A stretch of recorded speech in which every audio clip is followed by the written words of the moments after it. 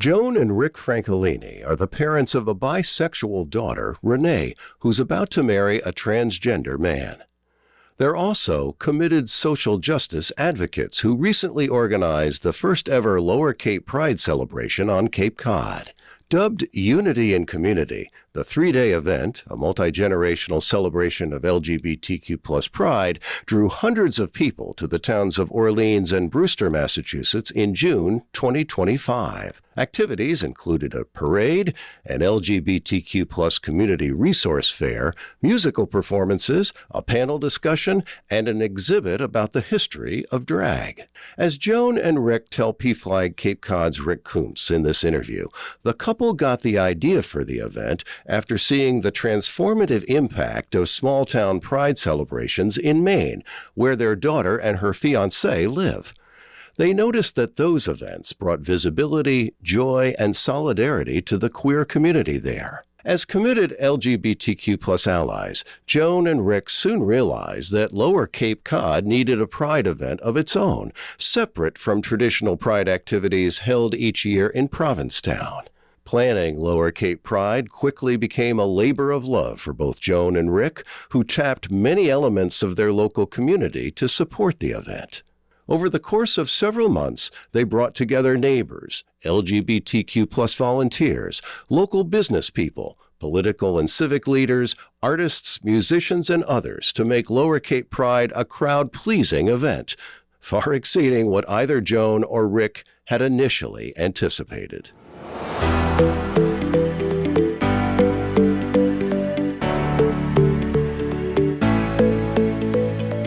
Joan and Rick Francolini, welcome to Profiles in LGBTQ+ Courage. It's so good to have you on the show today. Good to be here. Ditto. I am so pleased to be talking with both of you. The two of you have just recently and very successfully organized and run the first ever Lower Cape Pride event here on Cape Cod. And I'd like us to talk a little bit about how you got involved with this activity and how you pulled together a huge cadre of people, volunteers, participants to make this thing a success. So which of you would like to begin that conversation? My wife is looking at me. I guess it's me. It was very much inspired by our children, Renee and our future son-in-law, Max. Both are members of the queer community. They live in a small town in Maine, Bath, and they had taught us the importance of small town prides, which were emerging more and more in their areas. It wasn't just about New York and LA and Chicago, but it was about your own community coming together. And it was very meaningful for them. And they told us that if we did it on Cape Cod, people would show up. And damn, they were correct. They were. And Joan, both you and Rick have backgrounds in marketing and sales. So talk about what you did to stand up this first ever event and make it the success that it was. What made it a success were the people that got involved. And I think when Rick first spoke about this, it was a year ago in July, and then it sort of laid dormant for a little while about taking action. And then with the change in the political winds, all of a sudden we had a lot of friends who came out to support it. We had acquaintances who called us and said, we want to be involved. And we had our first kickoff meeting in December. We had over 40 people attend on Zoom of all ages. And it was amazing. I mean, people really felt the urge to become a supporter of it, whether you were part of the queer community or you were an ally of the community. And since Rick and I were very involved in a lot of organizations and had a lot of relationships, that helped tremendously. And that was a success. Yes, our background in marketing and sales did help, especially Rick's background in sales. He makes a lot of cold calls, but it did help. I remember when he called me. He did, yeah. He calls everyone. He doesn't take no for an answer the first time. And I think what made it successful was finding out that we had such a vibrant community of LGBTQ plus people in Orleans. I mean, and we didn't know this. And getting associated with PFLAG helped. And the more people we talked to, the more people who said, this is so important right now. And so the dedication of those people was what really made it a success. And I was amazed to see how quickly you were able to galvanize so many people. How is it that you were able, now you're a married, straight, retired couple, how did you know what levers to pull, what calls to make this event come together? Well, Joan referenced that kickoff meeting, which happened very early in December, and that was just a gauge to see if people would actually show up. A lot of folks expressed interest, but are they going to show up? They did show up, and so we knew that right after the holidays, we needed to jump into gear. We followed up that Zoom meeting with an in-person potluck gathering at our home. In January. And once again, nearly 40 attendees, young and old, across the spectrum, straight and queer. And it was clear that people were serious about getting it done and willing to roll up their sleeves. We had a plan for that meeting.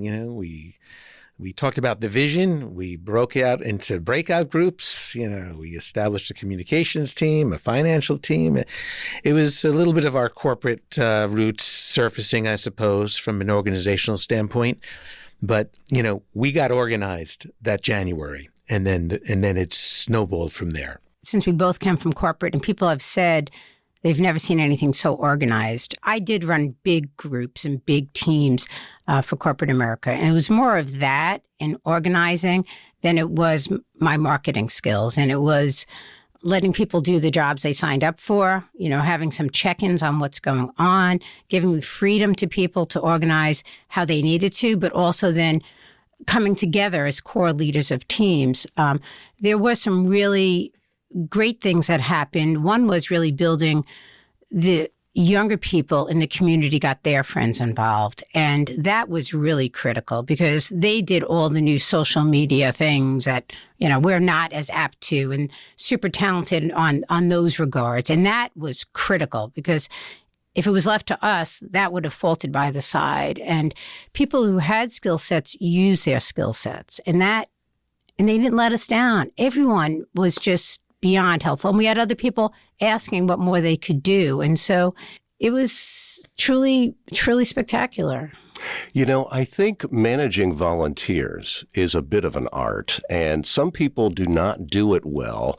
You two clearly did. What do you find, and this is, I think, advice for anyone else who might want to organize a similar event of their own in their own neighborhood or community, how do you manage volunteers successfully and empower them, but also kind of keep a coherent focus to the effort? I think one of the things that happened very early on, which Joan and I focused on and were successful with, is that we quickly raised a pretty significant amount of money through a couple of grant applications and some generous donations. And the fact that we were able to report that to the group and the fact that the group knew that this was real and that, we had the finances and demonstrated to them that, they could actually take on these projects and here's a budget to do it with, and here's the money for the police detail and here's the money for all the parade decorations that you might need. I think that not only empowered people, but it made them feel as though it was very real very quickly. And so we're so grateful for the support that we got from a few of the organizations early on that allowed for that. We also made it clear that we're retired. We have a lot of time. And that if other people were working and they felt like they needed to bail because things became more important, that was okay. Just let us know what situation you're in.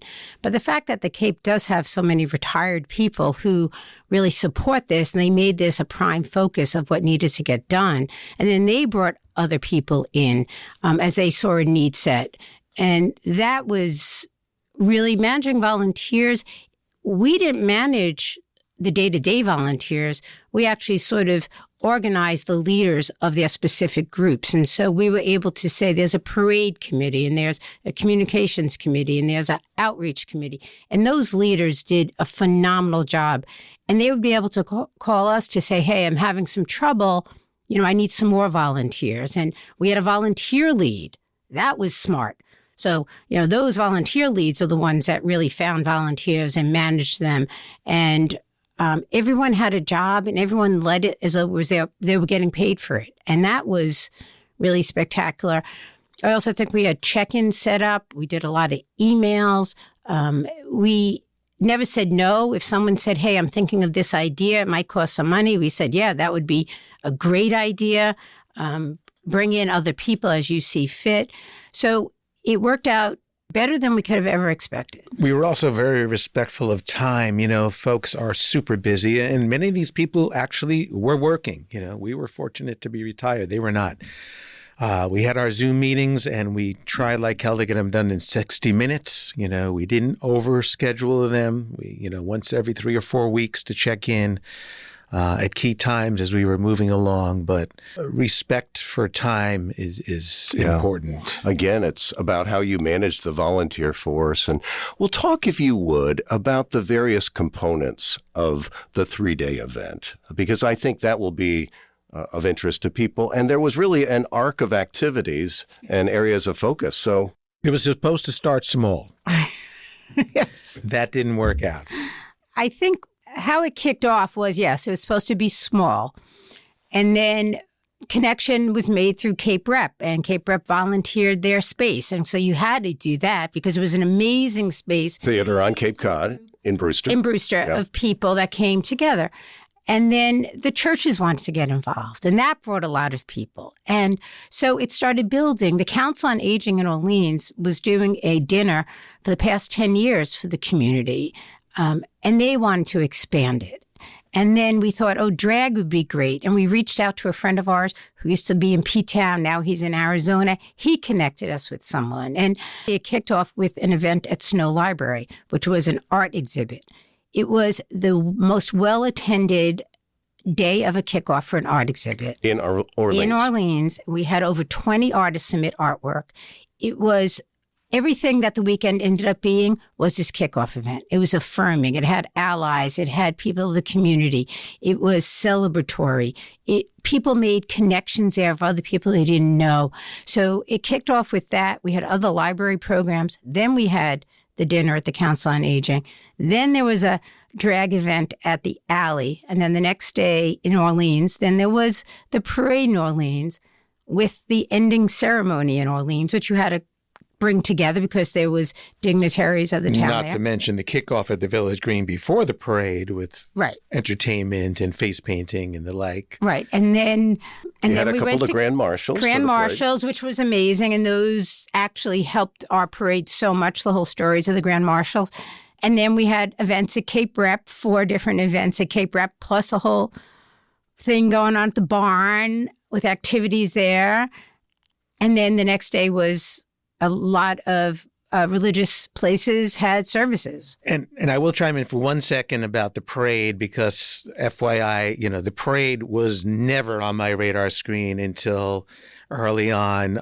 One of the Orleans selectmen said, we've got to have a parade. We've got to march down Main Street. I'm like, really? And we're like, all right, you know, you're a select person. You help us get it done. You help us make it happen. We'll do it. I think the other thing is that we being the core team, Rick and I, owned the whole thing. The town supported us, but this was not run by the town. And so we were able to say, no, this is when we would like the parade. And this is not to drive business to the town. This is supporting the community. This is what it was all about. I know, and we didn't take corporate sponsorships. We did get a grant from a couple of corporations, but it wasn't that they sponsored anything. And so it was very grassroots. It was people powered the entire way. And I think that's also what made it so special. Yeah. Talk about the people who were the Grand Marshals, because that was sort of a fortuitous opportunity. Yeah, that was huge. That was a function of, you know, back to the sales guy knocking on doors and talking to people.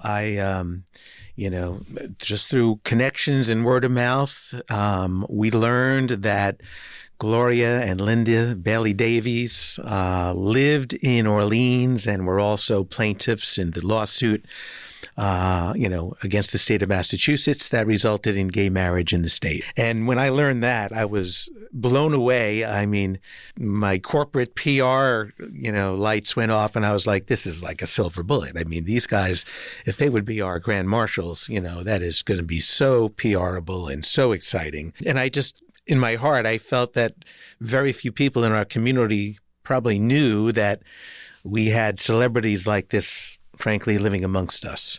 And certainly they were known within their circles and their community, but there was a much larger community to reach out to. And we got to know them, spoke to them, offered them the Grand Marshal opportunity if we could pull it off, and they said they would, and it was great. And then we also went to the gala that PFLAG hosted, and that was critical. We brought a table of young people with us, but also we sat at a table with the partner of the oldest living Stonewall veteran. And although they weren't David Bermudez and Bob Isidore. And Yes. although they weren't the Grand Marshals, they brought so much joy to people. And there was a group of high school kids from Sturgis who came to one of the events, and I said, oh, yes, they're here. And he said, I'm doing a report on them. Can I meet them? I mean, the connections that were made were... Yes. And you had local political leaders. Julian Sear was there. Yeah, Hadley Luddy was there. Julian Sear was there. Kevin Galligan, our selectman, was there, which was fabulous. And they were all so visibly, literally inspired and touched by it all. It was just so in their community and very special. I think what made it special was the personal connections. They were there as, yes, representatives, but they told their personal stories. And it did not seem slick. It did not seem like they were trying to sell something. They really were truthful about why this was so important to them as people, and then how it reflected the community at large. And one quick point about the gala, because the other connection we made at the gala, which was fabulous, was we met a woman who owned a cute little Volkswagen white convertible Bug, and she offered it to us for our Grand Marshals. And we took her name and we called her back the next week, and, our Grand Marshals rode in that Bug, and she drove it all the way in from Bourne or somewhere. I think the other thing the gala did for us is we made connections, and that's all about The Gala Ball, which is held each year on Cape Cod. right. And we made connections with the people at Thrive and with the health service, I forgot the name. The Cape and Islands Transgender. Right. And so all those people, and then all the churches that we're not religious people, and just knowing how many churches were going to be involved, not just in Orleans, but they came from all over. It was Unitarian Universalists. It was Episcopalians. It was other... Federated. Okay. Yeah. Which they brought so much joy to this program. I mean, it just, they rallied like never before. And so meeting all of them and using those connections, and it wasn't a sales. It was they wanted to get involved. How can I reach you? Sending us texts and emails. It was... And having grown up Catholic, who knew how welcoming churches could actually be? Right, exactly. If I could pivot now, this is wonderful. And of course, you all are really out there as allies to the LGBTQ plus community. And I'd like to talk more about that in terms of its importance now, given our toxic political environment. And as we're recording this, the Supreme Court is taking action to support the administration in singling out and kicking out transgender members of the military, among other things. Transgender health is under attack. So talk to me, both of you, if you would, about what you see as the importance of allyship nowadays, and how will the two of you be involved in those efforts going forward? When you saw who showed up for the parade, there were so many people that were allies, and people that have realized their coworkers, their neighbors, their friends' kids are all part of this community.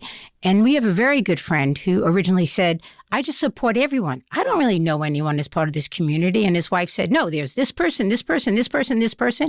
And all of a sudden you realize he wasn't doing it he just didn't care. He supports everyone, and that's the world you want to live in. And so, getting out there and not being afraid is really important, because the more people you have saying, this is not the way we're going to treat people, whether it's allies of this or what they're doing to immigrants right now, a different story. But, it's the same thing. It's victimizing people that is just unreal. And so, it's really important to stand up for what you believe in. We had retailers that really wanted to get involved. We had flags that were calling us to say, can we get one of your flags out there? Can we keep the presence out there? And so allies have to be a critical part of this, because it's the only way to get the masses in support of get the traction. that you need. Yeah. Yeah. And, allyship is something that I think about a lot. I think it's, going forward, it's one of the most critical pieces of the puzzle that we need to crack as Lower Cape Pride. I think there are huge numbers of allies out there. How do we mobilize them? What can we do that will bring the greatest value to the members of the queer community that we want to support? And those are questions that are, I'm in the process of wrestling with as we speak. I think one thing, we talked about moving allies to advocates, and I think that's the path we have to go down. From allies to advocates, getting involved, skin in the game. Correct. Yes. It's the only way we're going to move forward. I have to ask you, this strikes very close to home for two of you. You have a bisexual daughter. She's soon to marry a trans man. And so this is very personal for you. Do you all have a perspective on why the animus today against members of the LGBTQ plus community, and in particular, the demonization by this administration of transgender people? Do you have thoughts on that? Do you ruminate or marinate on why this has come now? My general feeling about folks who are questionable when it comes to supporting the transgender community, as an example, is that, for the most part, I don't think they have actually developed relationships with them. I think it's a lack of experience. I don't want to call it ignorance, but it's just a lack of exposure. I knew nothing about transgender individuals until I began to be educated by my daughter, and then in a huge way by my future son-in-law.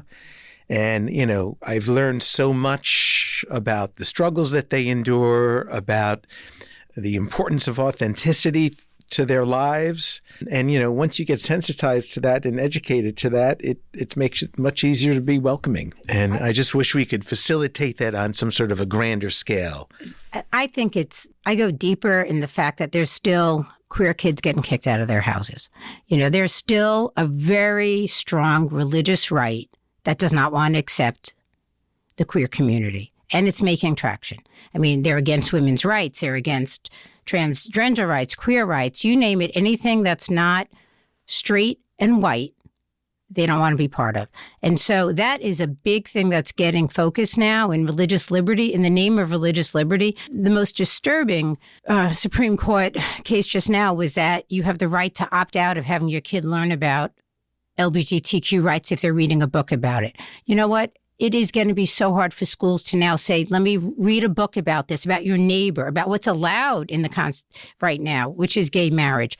But we're not going to talk about it in school anymore because it's too hard to send out a note to tell parents they could pull their kids out of learning about this. This is a fundamental right of people's, and now their kids are going to be indoctrinated that this is not the right thing to do. This is not how people should live. And so to me, that's a very big concern. As people wanted to meet people in this community, they could easily, but they don't want to. Yeah. Having had this experience, having been on this journey, learning about the transgender world, talk a little bit about, for the two of you, the journey that you took as parents with Renee. And it's been an evolving journey, right?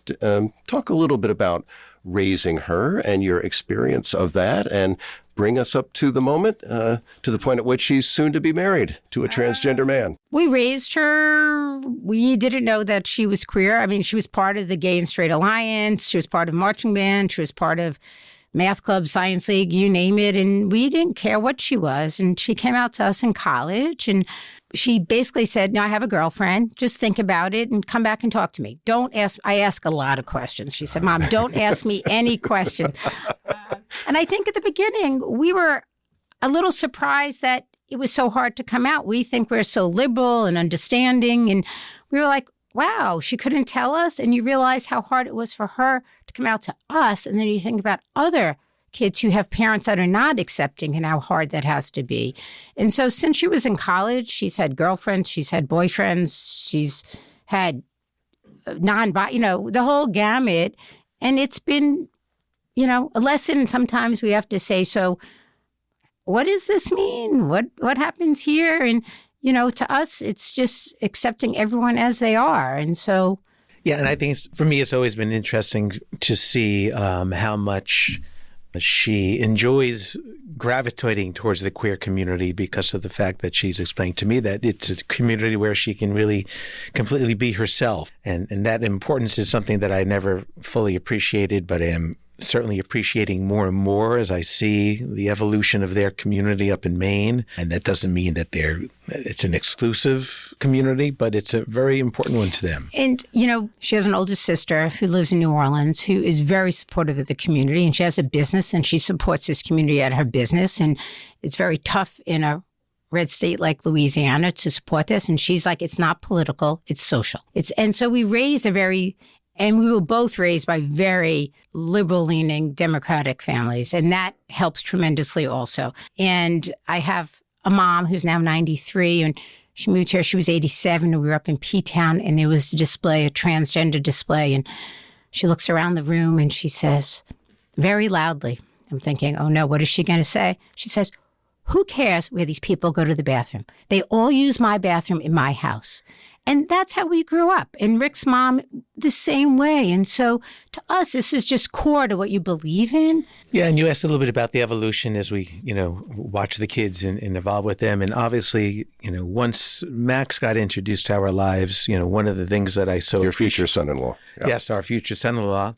One of the things I so appreciated was the fact that, Renee was so candid about talking about it and explaining it to us and frankly schooling us, because we did have a lot of questions because there's a lot to learn. And that was only, and that ante was upped once we got to know Max because he was so open and willing to, explain and just, again, educate us. It's a very communicative relationship. There's no concerns about sharing and answering questions. And so that's what's been so inspiring to have been so educated by your kids. Yeah.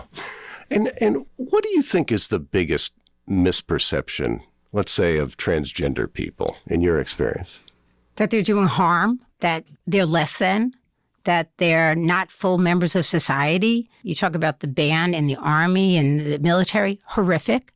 I mean, they're serving the country. They're doing what they want. I think it's a small percentage of people that are now becoming under the microscope for lives they want to live. That they're deviants that are going to do crude things in bathrooms. I mean, it's absolutely ridiculous. Yeah, it's disinformation. And so what would be, just a couple more questions, what's your advice to other parents who may be at the point of just discovering that they have a child who is a member of the queer community? What would be your advice to them? Joan, start with you. I think they should go to a PFLAG meeting. I think that it's a great way to meet other parents if you're having questions. We've met some great parents there who really didn't know where else to go, and it's super supportive, and they have so many resources, and it makes you feel part of a community. I think having conversations with your child, with your adult, with anyone, with their friends, honest conversations about their challenges and what you could do to help, and just listen. Yeah, and I would agree with that as far as PFLAG and the fact there are so many, there's a tremendous amount of support in the community for the LGBTQ universe.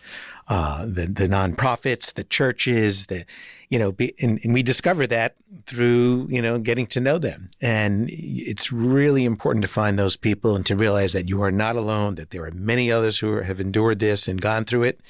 And there are many others who very much want to, support you and help you through it. And I would say get involved. I mean, they're cutting services now that need people to help with. They're cutting the suicide hotlines for the LGBT community. Like, what can you do there? What can you do in your town? What's your church doing? You're flying a flag. Are you voting the way you should be voting? So as your prime way of voting, what are you supporting? Support your families in need. Have conversations with other people that are not believing the same way you believe, and, get them to understand what's going on if you can. I mean, just have a conversation. Correct. Yeah. And, one of the themes that came out over our weekend, and I don't remember who said it, but they had said that, we're not here to change people's minds necessarily, but we would like to open those minds. And I think that's a hurdle that we can clear if we figure out how to do that. Well, Joan and Rick, it's been great to talk with you today. Is there anything that has kind of popped into mind as we've been talking that I haven't asked you specifically about, but that you'd like to share with our listeners? I would just say you could do this in your small community.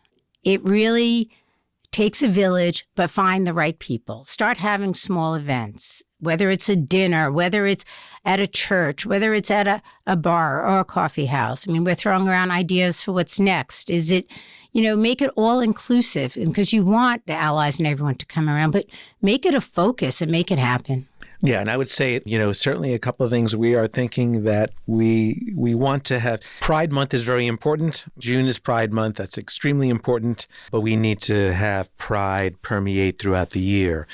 And we are very much thinking in terms of, modest gatherings on a regular basis to keep the community connected and to continue to inspire and to build momentum. I also think the message I would share is that I am personally very interested in trying to figure out how to leverage the potential that allies have in the community. And if there are any allies out there listening or any members of the queer community that have suggestions for their allies, contact us. lowercapepride.org. That's the website. Say again? lowercapepride.org. Yeah.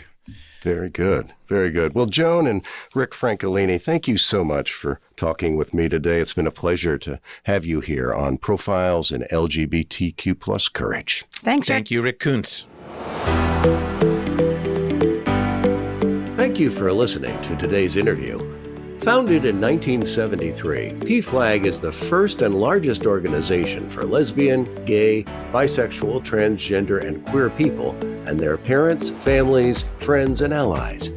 We have over 400 chapters and more than 200,000 members and supporters nationwide. Our members come from every generation and live in cities, small towns, and rural areas across the United States. PFLAG is committed to creating a world where diversity is celebrated and all people are respected, valued, and affirmed. For more information about PFLAG, explore the rest of this website or visit PFLAG National at pflag.org.